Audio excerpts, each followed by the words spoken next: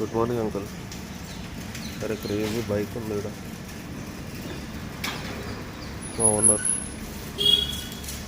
మా PG owner ఆయన్నే పని చేసుకుంటాడు మొత్తం. పేషెన్స్ మెచ్చుకోవాలి ఆయన. Hey guys, good morning. ఇప్పుడే లేచాను నేను. ఇంకా మా మేనేజర్ ఒక పని చెప్పాడు. మేము అట్లాసియన్ క్లౌడ్కి మైగ్రేట్ అవుతున్నాం డేటా సెంటర్ నుంచి. సో దాని రిలేటెడ్ కొంచెం ఇనిషియేటివ్స్ తీసుకోమని చెప్పాడు. సో చూడాలి.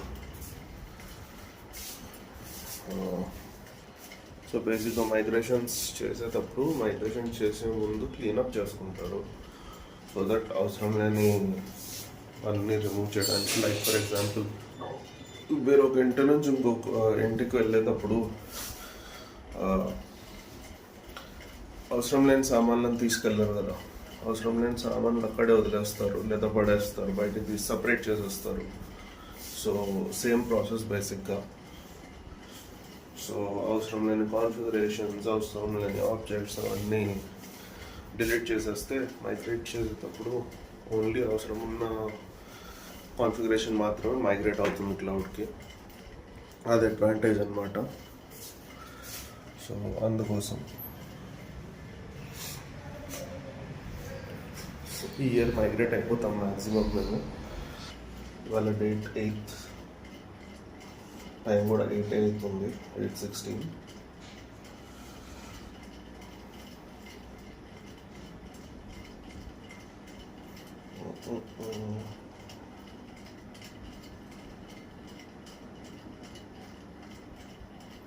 Temperature 19 degrees. Guys, so ready అయిపోయినాం. అంకుల్కి జగ్ ఇచ్చేసి మనం మన దాంట్లో ఆఫీస్కి వెళ్ళిపోయాం. సరే,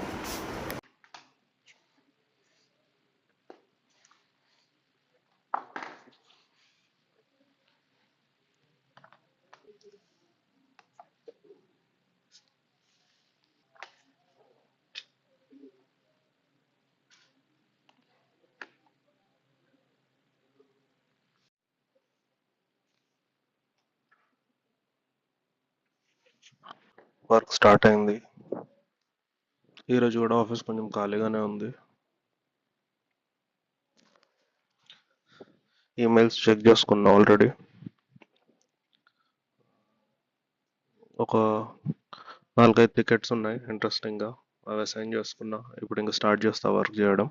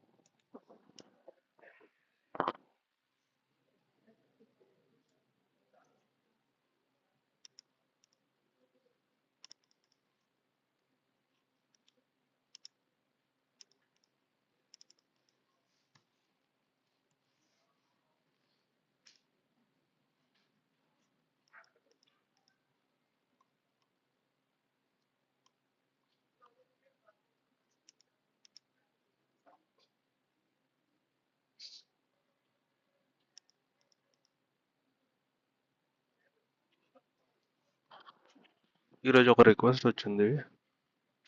యూజర్ ఆక్టాలో అవైలబుల్ ఉన్నాడు, కానీ క్రౌడ్లో ఆ యూజర్ కనిపించట్లే. ఆక్టా రెఫరెన్స్తో చెక్ చేస్తే ఆ యూజర్ వేరే ఈమెయిల్ అడ్రస్తో ఉన్నాడు. సో మనం ఇప్పుడు ఈమెయిల్ అడ్రస్ని కరెక్ట్ చేయాలి క్రౌడ్లో. సో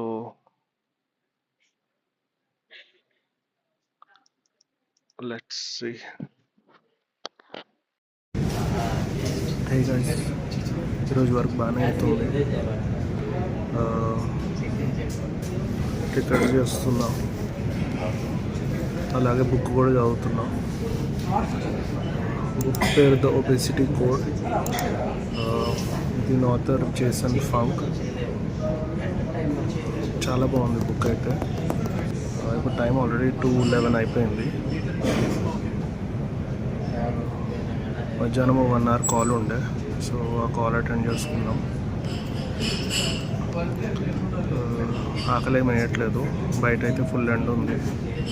కాసేపు ఎండలో వాకింగ్ చేసుకుంటే మంచిగా అనిపిస్తుంది. 2000 steps అయినాయి పొద్దున్న ఆల్రెడీ. ఇప్పుడు వెళ్ళి ఇంకో 2-3,000 steps చేసుకొని వస్తాం.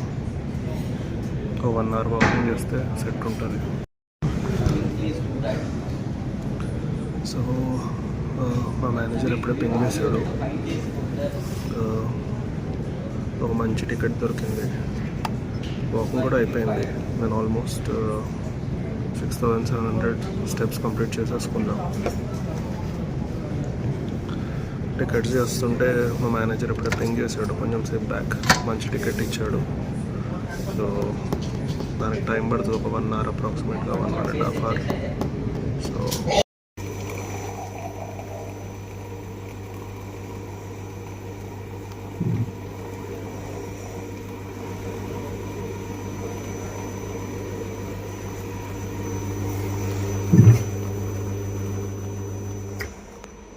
Coffee break.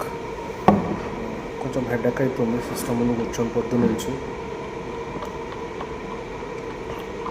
మేము ఆఫ్ స్క్రీన్ ఉందామని పక్కకు వచ్చినాం. సో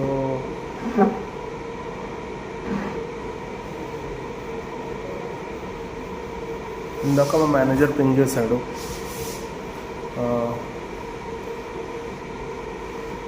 ఒక పెద్ద ప్రాజెక్ట్లో మేజర్ చేంజెస్ ఉన్నాయి అండ్ ఆ ప్రాజెక్ట్లో ఆల్రెడీ చాలా టికెట్స్ ఉన్నాయి. సో వాటిని డైరెక్ట్గా చేంజ్ చేయలేం. దానికోసం ఏం చేయాలంటే ఆ ప్రాజెక్ట్ని ఫస్ట్ లాంచ్ చేసి దాని తర్వాత దాంట్లో ఫస్ట్ చేంజెస్ చేసి దాని తర్వాత ఓల్డ్ ప్రాజెక్ట్ నుంచి న్యూ ప్రాజెక్ట్కి ఇష్యూస్ని మైగ్రేట్ చేయాలి. లెందీ ప్రాసెస్, బట్ చాలా బాగుంటుంది. ఫుల్ వర్క్ ఉంటుంది. సో హ్యాపీ మీ.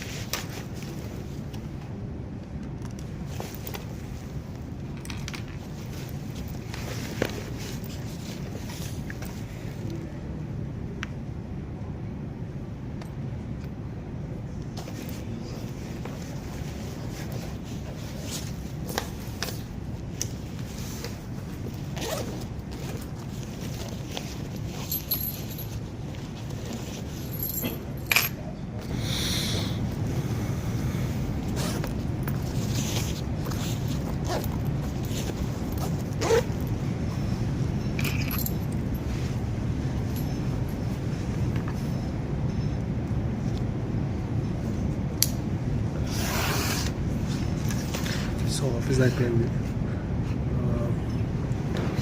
ఇంకా పీజీకి వెళ్ళిపోవచ్చు.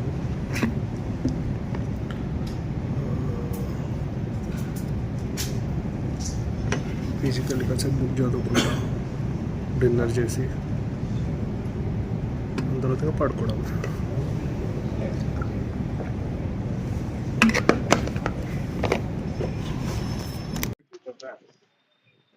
ఈరోజు వెదర్ సూపర్ ఉంది. ట్రాఫిక్ కూడా ఈరోజు చాలా తక్కువగా ఉంది. మా బిల్డింగ్ పక్కనే పెద్ద ప్రెస్టేజ్ బిల్డింగ్ ఉంది. బెంగళూరులో అన్ని పెద్ద పెద్ద బిల్డింగ్స్, మన హైటెక్ సిటీకి వచ్చినట్టే ఉంటుంది మ్యాక్సిమం.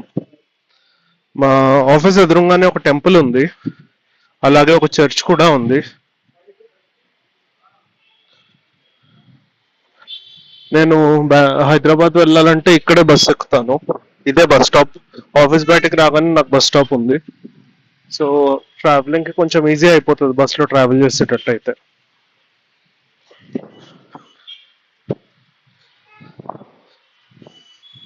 మన బజ్జీ షాప్ అంకుల్ మళ్ళీ బజ్జీలు వస్తున్నాడు వేడివేడిగా. సూపర్ గా ఉంటాయి బజ్జీలు ఇక్కడ ఎప్పుడు.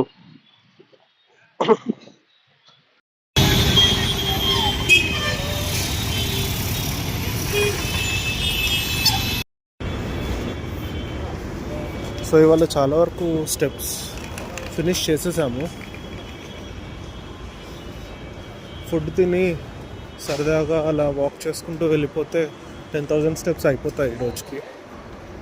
సో మనం పీజీ దగ్గరకు వచ్చేసాము.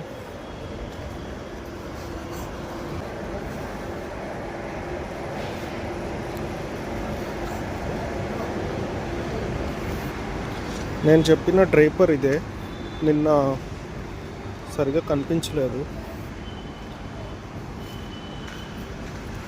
ఇదే డ్రైపర్స్. సో ఇక్కడ బేసిక్గా బ్రెయిన్ స్టార్మింగ్ సెషన్స్ అవుతాయి. బ్రెయిన్ స్టార్మింగ్ అంటే ఒక ఐడియాని ఎలా ఇంప్రూవ్ చేసి ఎలా ఇంప్లిమెంట్ చేయొచ్చు అలాంటిదన్నమాట. సో మేబీ మీ దగ్గర ఒక యాప్, ఒక ప్రాబ్లమ్ని సాల్వ్ చేయడానికి మీ దగ్గర ఒక ఐడియా ఉండొచ్చు, వేరే వాళ్ళ దగ్గర మనీ ఉండొచ్చు. సో వాళ్ళిద్దరూ ఈ ప్లేస్లో కలుస్తారు. సో ఐడియా ఉన్న అతను వచ్చి మనీ ఎవరైతే స్పాన్సర్ చేయగలుగుతారో వాళ్ళతో కొలాబరేట్ చేసి ఐడియాని ఇంప్లిమెంట్ చేస్తారు.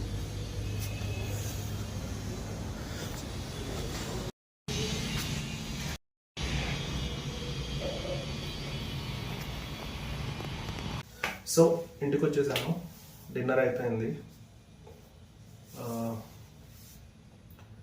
కాసేపు వాకింగ్కి వెళ్ళేసి వస్తాను. మళ్ళీ వాకింగ్కి వెళ్ళే ముందు ఈరోజు నేను ఒక ఆర్టికల్ చదివాను, దాని గురించి చెప్తామని వచ్చాను. సో ఈ ఆర్టికల్ ఒక ఆర్జే గురించి. ఆమె పేరు పల్లవి రావ్ నెర్వేర్కర్. ఒకప్పుడు రేడియో మిర్చిలో తన గొంతుతో మిలియన్ల మందిని పలకరించి పాపులర్ ఆర్జే తను. పల్లవి అంటే చాలా మందికే తెలుసు, కానీ ఆమె వెనుక ఉన్న ఒక పెయిన్ అండ్ స్ట్రగుల్ తెలిస్తే షాక్ అవుతారు మీరు. 2005లో ఆమెకు ఒక బాబు పుట్టిన కొన్ని రోజులకే లైఫ్ ఒక పెద్ద ట్విస్ట్ ఇచ్చింది.